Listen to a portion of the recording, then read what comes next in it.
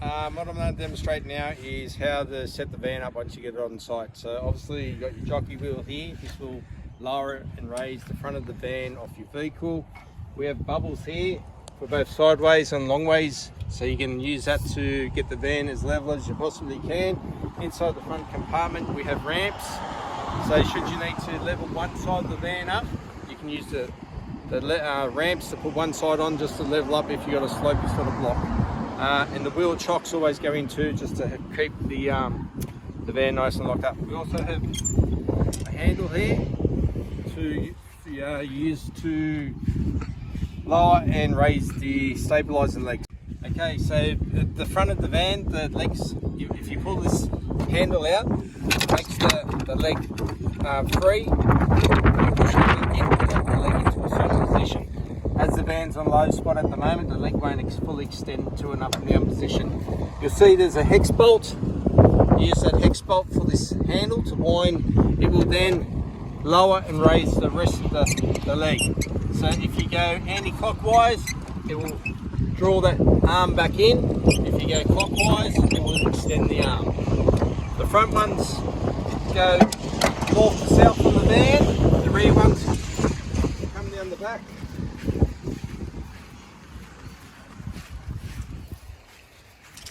The rear legs go east to west on the van. So it's the same as just pulling out the handle, lowering the leg right down, and then just locking that back in so it stops it from moving, and just putting the winding handle in, and you wind it clockwise to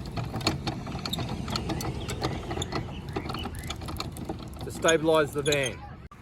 When you're using these legs, don't use them as like a jack to jack the van up. They're only there to stabilise when walking through the van, okay? And so they're not designed as a jack. If the van needs to be jacked up, you need to use the jack, which is located in the front toolbox with a couple of different accessories.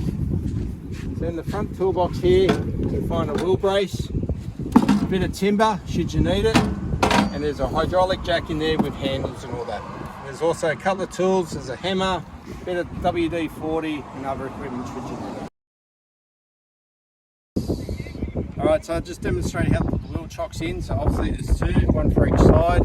Obviously you put it on the lower side of the caravan, so the way it might roll away. But it's just a matter of just getting the wheel chock and just sticking it in the wheel like that, and then you go around to the other side and do the same. Don't forget to remove them when you're towing the van away when you're moving off.